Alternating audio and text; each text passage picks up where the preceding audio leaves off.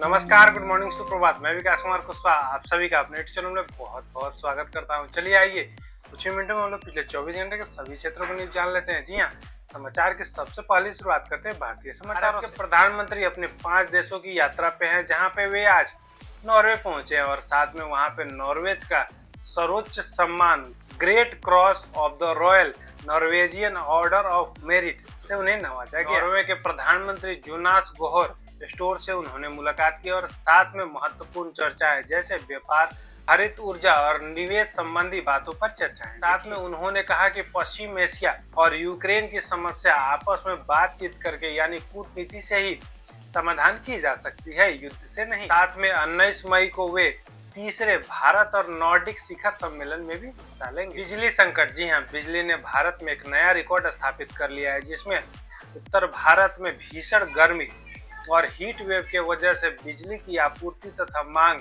अपने सर्वोच्चम स्थान पर पहुंच चुका है। 18 मई को दोपहर को अपने देश की पीक पावर डिमांड 257.37 गीगावाट रही। यह ऐसा इसलिए हो रहा है कि आईएमडी ने यह सूचना दिया है कि आने वाले समय में पारा 45 डिग्री के पार पहुंच जाएगा। केरल के नए मुख्यमंत्री, जी हाँ, वी.डी. सतीशन केरल के नए मुख्यमंत्री के तौर पे शपथ लिए। साथ ही तिरुवनंतपुरम में एक स्टेडियम में आयोजित यह समारोह में उनके साथ 20 और नए मंत्रियों ने भी शपथ ग्रहण किया। कानून और न्यायिक व्यवस्था, जी हाँ, सुप्रीम कोर्ट का यूएपीए को लेकर एक महत्वपूर्ण फैसला है। मुख्य बात यह है कि सुप्रीम कोर्ट ने एक मामले की सुनवाई करते हुए यह टिप्पणी की कि जमानत एक नियम है और साथ में जेल एक अपवाद है। यह सिद्धांत केवल सामान्य कानूनों के लिए ही नहीं, साथ में यूएपीए जैसे महत्वपूर्ण कानूनों के लिए भी लागू होता है। साथ में सुप्रीम कोर्ट ने यह भी कहा कि किसी व्यक्ति पर बिना मुकदमे के उन्हें सालों तक जेल में बंद रखना उचित नहीं है। नीट यूजी 2026 की पेपर लीक के मामलों को लेकर महत्वपूर्ण गिरफ्तारी हुई है। जी हाँ, महाराष्ट्र के लातूर के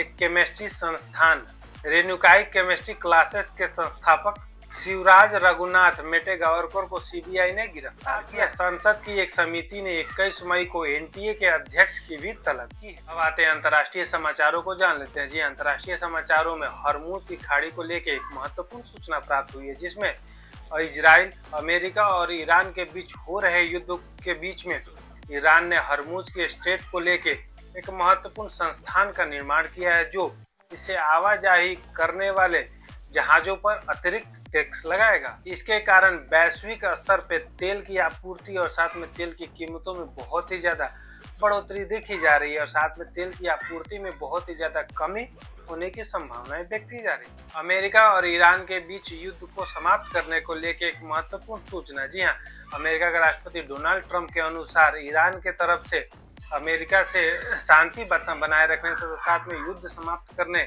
को लेकर एक महत्वपूर्ण याचिका दायर की गई थी, जिसको लेकर डोनाल्ड ट्रंप ने आगे नए युद्ध तथा नए हमलों को रोक दिया है ताकि बात की जा सके। पाकिस्तान का बलूचिस्तान में महत्वपूर्ण सैन्य कार्रवाई, जी हाँ, पाकिस्तान ने बलूचिस्तान के मंगला जरदून में एक महत्वपूर्ण सैन्य कार्रवाई की, जिसमें 35 आतंकवादियों को मार गिराया गया। साथ में कई महत्वपूर्ण कमांडरों की गिरफ्तारी की भी बात की जा रही है। एक महत्वपूर्ण भूकंप आया, जिसमें चीन में 5.2 तीव्रता का एक महत्वपूर्ण भूकंप आया है, जिसमें एक इमारत के गिर जाने से कई लोगों की हताहत की सूचना प्राप्त हुई। हालांकि 7,000 से अधिक व्यक्तियों को उससे बाहर निकाल दिया। वैश्विक स्वास्थ्य संबंधी समाचार जान लेते हैं। जी हाँ, 79वीं वैश्विक स्वास्थ्य सभा जनेवा में 79वीं वैश्विक स्वास्थ्य सभा का आयोजन किया गया, जिसका थीम ग्लोबल हेल्थ को एक नया आकार देना एक साझा जिम्मेदारी है रखा गया। साथ में डब्ल्यूएचओ के महानिदेशक डॉक्टर टेड्रोस ने